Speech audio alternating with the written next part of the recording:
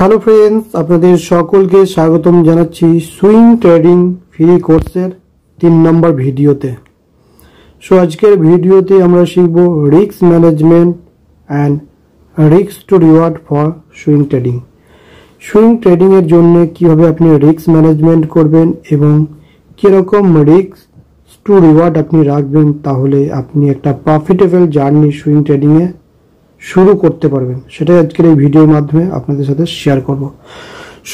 আপনারা যারা swing ট্রেডিংয়ের free কোর্সের আগের দুটো ভিডিও দেখেননি, অবশ্যই ভিডিওগুলো দেখে নেবেন পরপর সিরিজে, তাহলে সুইং ট্রেডিং আপনার কাছে ইজি হয়ে যাবে। চলুন আজকের ভিডিওটিকে এখানে শুরু করা যাক। দেখুন, risk management and risk to reward কীভাবে রাখা হয় সুইং ট্রেডিংয়ে। ধরুন আপনার কাছে ক্যাপিটাল রয়েছে 1 লাখ টাকা, ঠিক আছে? ধরুন ক্যাপিটাল রয়েছে 1 লক্ষ টাকা। আপনার কাছে ক্যাপিটাল রয়েছে 1 লক্ষ টাকা। অনেকে কিরকম বলবে যে এটাকে 10টা ভাগে ভাগ করুন, দিয়ে 10,000 টাকা থেকে ট্রেডিং করুন। কিন্তু না, সুইং ট্রেডিংয়ে ওইভাবে আপনি ট্রেডিং করতে পারবেন না, কারণ আপনার ক্যাপিটাল একটু বেশি প্রয়োজন। কেন বলে যে ওটাকে বলে যে আপনার টাকা এখানে নষ্ট হয়ে যাওয়ার চান্স বেশি থাকে, কিন্তু হবে না। আপনাকে একটা জিনিস করতে হবে, আপনার loss limit, daily loss limit আপনাকে বের করতে হবে। তার বেশি লস আপনার 1 টাকাও হবে না এইভাবে যদি আপনি রিস্ক ম্যানেজমেন্ট করেন। কিভাবে? ধরুন আপনি 1 লাখ টাকা নিয়ে মার্কেটে নেমেছেন।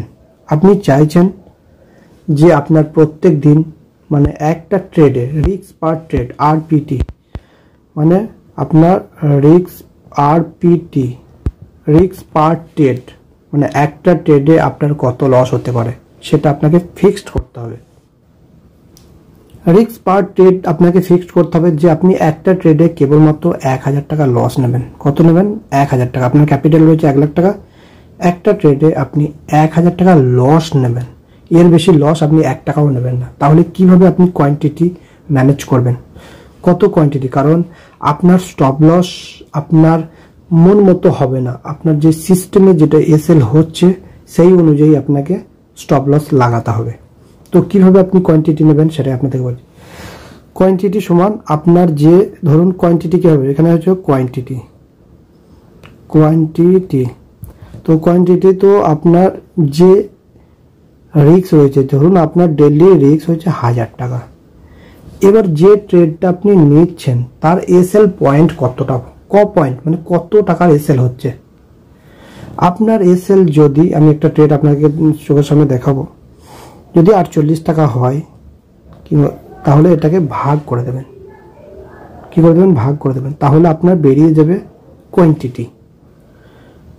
আপনার লসকে আপনার যে এইটা রয়েছে স্টকের স্টপ লসটা রয়েছে, সেটা যদি ভাগ করে দেন তাহলে আপনার সেই স্টকের কোয়ান্টিটি বেরিয়ে আসবে। আপনি সেই কোয়ান্টিটি নিয়ে কাজ করতে পারেন। আপনার স্টপ লস কত রয়েছে? 48 টাকা। তাহলে 1000 টাকা আমার ডেলি পার ট্রেড রিস্ক রয়েছে, 1000 ভাজিত 48, তাহলে আপনি 20-21 20টার বেশি কোয়ান্টিটি নিয়ে সেই ট্রেডে এন্ট্রি করতে পারবেন না। আপনাকে জাস্ট 20টা কোয়ান্টিটি নিয়ে আপনাকে এন্ট্রি করতে হবে। কিভাবে করবেন দেখুন, এইখানে দেখুন স্টপ লসটা কি হয় সেটা আপনারা প্রথমে বুঝে নিন। স্টপ লস, কারণ আপনি আপনার ইচ্ছা মতো স্টপ লস দিতে পারেন না। এখানে একটা জাস্ট এক্সাম্পল হিসেবে আমি দিয়েছি ডক্টর রেড্ডির এটা চার্ট ডেলি টাইম ফ্রেমে। এখানে দেখুন এটা ব্রেকআউট দিয়েছে, এটা ট্রেন্ড লাইনের। তো এখানে স্টপ লসটা কি হচ্ছে দেখুন, ডেলি টাইম ফ্রেমে এমনি নিয়ম হচ্ছে যেখানে আপনি এন্ট্রি করবেন তার প্রিভিয়াস ক্যান্ডেলের লো আপনার স্টপ লস হওয়ার দরকার, ঠিক আছে? বাট এখানে দেখুন এইটা হচ্ছে, এই যে গ্রিনে আমি এন্ট্রি নিচ্ছি, তাহলে আমার স্টপ লস হওয়া দরকার কত? এই রেডের নিচে, এখানে 1240। কিন্তু তার নিয়ারেস্ট সাপোর্ট কি সেটাকে আপনাকে আরো ভালোভাবে নজর দিতে হবে। তার নিয়ারেস্ট মেন সাপোর্ট দেখুন, এখানে 3টে ক্যান্ডেলের সাপোর্ট তৈরি করেছে। এখানে এই যে 1225-26 মতো মেন সাপোর্ট, তার নিচে আমার স্টপ লস রয়েছে। 1220 হচ্ছে পারফেক্ট এই ট্রেডটার স্টপ লস। কত পার্সেন্ট যদি বলি আমরা, মোটামুটি এখান থেকে যদি পার্সেন্ট হিসাব করি তাহলে 3%-এর 3.5% হবে। কত পার্সেন্ট হবে? 3.5%। এই যে দেখুন এখান থেকে হ্যাঁ প্রায় 4%, 3.5-4-4-4-এর কাছাকাছি, মানে 3.5% স্টপ লস। এবার টার্গেট আপনাকে সবসময় দ্বিগুণ নিতে হবে। টার্গেট খোলা থাকবে, জাস্ট আপনাকে ট্রেল করতে হবে। ট্রেল আমি পরবর্তী ভিডিওতে আমার ভিডিও আসবে এক্সিট কীভাবে করবেন, কারণ 1:1 হয়ে যাওয়ার পর আপনার এই যে স্টপ লসটা একদম ব্রেক ইভেনে নিয়ে আসবেন। যখনই 1:2 যাবে তখন আপনার স্টপ লসটা আবার সুইংয়ের নিচে চলে আসবে, সেগুলো পরের ভিডিওতে আমরা যাব।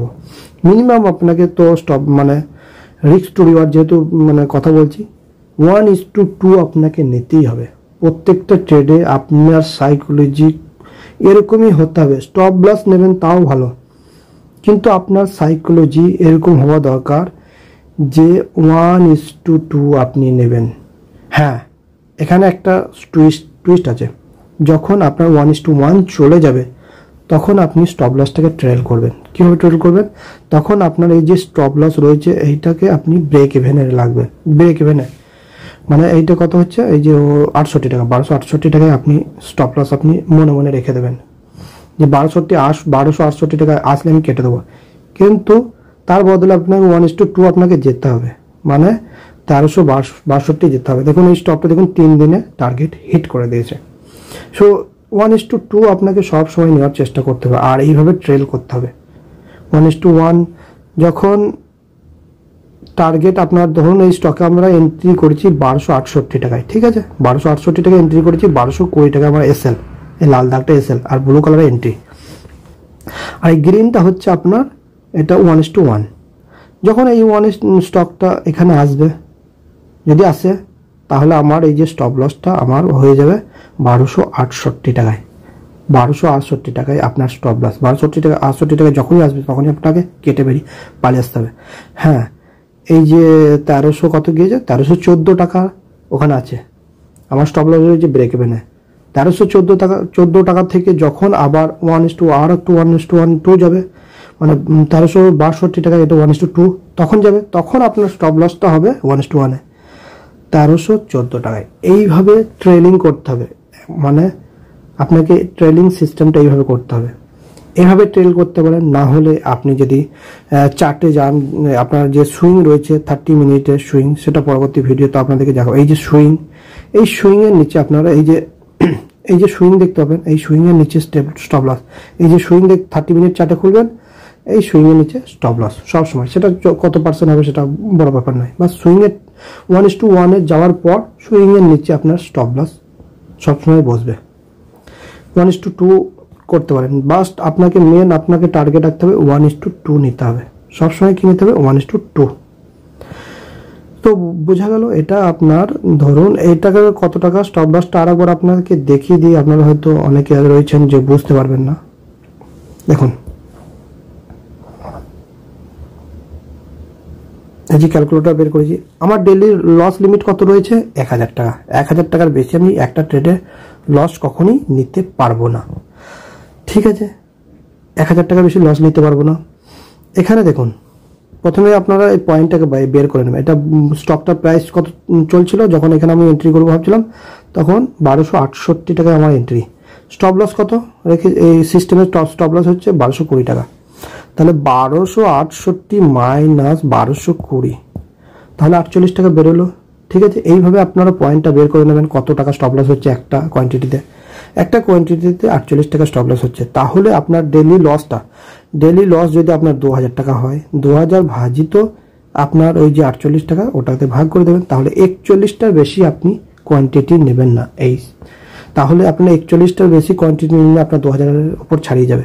কিন্তু 41টাই যদি কোয়ান্টিটি নেন তাহলে আপনার 2000-ই আপনার লস হবে যদি স্টপ লস হয়। আর টার্গেট তো বললাম 1:2 নেবেন, কারণ রিস্ক টু রিওয়ার্ড সব সময় আপনাকে ফলো করতে হবে 1:2।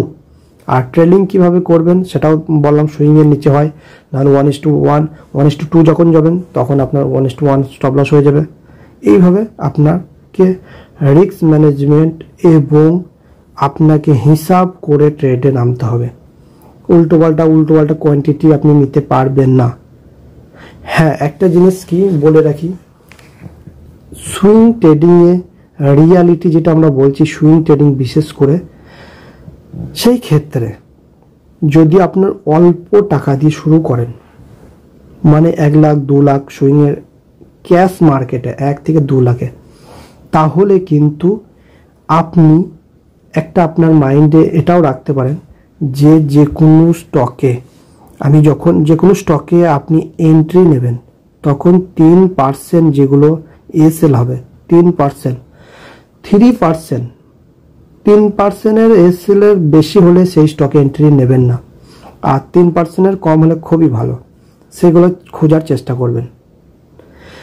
3% এর বদলে আপনারা, কারণ 3%-এর বদলে আপনারা 6% ইজিলি পেয়ে যাবেন, কিংবা 1:3 9% ইজিলি পেয়ে যাবেন। যখনই আপনার এসএল বড় হয়ে যাবে, 6% হয়ে যাবে, 6%-এর বদলে আপনার 12% আপনাকে টার্গেট নিতে হবে, কিন্তু 12% একটা স্টকে মুভ করা একটু টাইম লাগবে। সো এই জন্যই বলা হচ্ছে আপনি 3%, আপনি যদি এইভাবে মানে এত ক্যালকুলেট করে যদি হিসাব না করতে চান পারফেক্টভাবে, এটা যাদের অনেক বড় অঙ্কের টাকা তাদের অ্যাকচুয়ালি এটা নিয়ম পারফেক্ট হিসাব করা, মানে এইভাবে করে পার ট্রেডে কত লস হবে এইভাবে আপনাকে হিসাব করে বের করতে হবে। কিন্তু আপনি যদি 1 লাখ 2 লাখ টাকা 3 লাখ টাকাও বলছি যদি মার্কেটে নিয়ে আসেন, তাহলে এই রুলসটাও আপনি ফলো করতে পারেন। 3% আপনি নেবেন, মানে এসএল নেবেন, তার বদলে আপনি যেটা দেখবেন সিস্টেমে আপনার 3%-এর যদি বেশি এসএল হয় সেই স্টকে আপনি এন্ট্রি নেবেন না। প্রথম কথা, 3%-এর এসএল সেই স্টকে এন্ট্রি নিলেন, তার বদলে আপনি 1:2 মানে 6% টার্গেট নিলেন, 6% টার্গেট নিলেন, কিংবা 9% টার্গেট নিলেন। 1:2 1:3 আপনাকে টার্গেট নিতেই হবে, আপনার সাইকোলজি একদম খারাপ করা যাবে না। হয় আপনি এসএল নেবেন তাও ভালো, কিন্তু আপনাকে নিলে কিন্তু 9% টার্গেট আপনাকে নিতে হবে এইভাবে। আর যদি 3 লাখ টাকার ক্যাপিটাল হয়, মানে এইভাবে আপনারা নিতে পারেন যে 3টে স্টক আমি বাই করব 1 লাখ টাকা করে, 3টে স্টক আমি বাই করব 1 লাখ টাকা করে, কিংবা 4টে স্টক বাই করব, ওর বেশি যাবেন না, 3টে বেটার। 3 লাখ ক্যাপিটালের, 1 লাখ ক্যাপিটালের দুটো বেশি যাবেন না, জাস্ট দুটো স্টক বাই করে রাখতে পারেন। 3% রিস্ক, ওর বদলে 6 and 9% আপনার হচ্ছে টার্গেট। সো এইভাবে সুইং ট্রেডিং করুন, আপনি ভালোভাবে অ্যানালিসিস করে সুইং ট্রেডিংয়ে অনেক টাইম পাবেন। বাট আপনি যদি অপশন ট্রেডিং করেন, অপশন ট্রেডিংয়ে অ্যানালিসিস আপনার খুবই ভালো হবে, বাট আপনি সেখানে এন্ট্রি এক্সিট, আপনার ফোমো সব কিছু বরবাদ করে দেবে আপনাকে। অপশন ট্রেডিংয়ে আপনার কোনো রকম অ্যানালিসিস কাজ করবে না। আপনারা যদি বিগিনার হন, প্রথমে শুরু করেন, শুরুটা আপনারা সুইং ট্রেডিং দিয়ে শুরু করুন, দেখবেন আপনার জিন্দগি পাল্টে যাবে। প্রফিটটা কম হবে কিন্তু লসের সংখ্যাটাও অনেক কমে যাবে, আর আপনার এই যে ট্রেডিং এর জার্নির এক্সপিরিয়েন্সটা অনেক বেটার হবে আগের থেকে। আস্তে আস্তে বড় হন, মানে কম্পাউন্ডের দ্বারাই আপনি আরো আস্তে আস্তে ধীরে ধীরে বড় হতে পারবেন। সো জাস্ট ভিডিওটা বেশি লম্বা করবো না, যদি ভিডিওটি আপনাদের ভালো লেগে থাকে সবার সাথে শেয়ার করে দেবেন, সবার দেখার সুযোগ করে দেবেন, আর আমাদের চ্যানেলটিকে সাবস্ক্রাইব করে নোটিফিকেশনটা অন করে রাখবেন। সবাই ভালো থাকবেন, সুস্থ থাকবেন। ভিডিওটিকে শেষ পর্যন্ত দেখার জন্য আপনাদের সকলকে অসংখ্য ধন্যবাদ।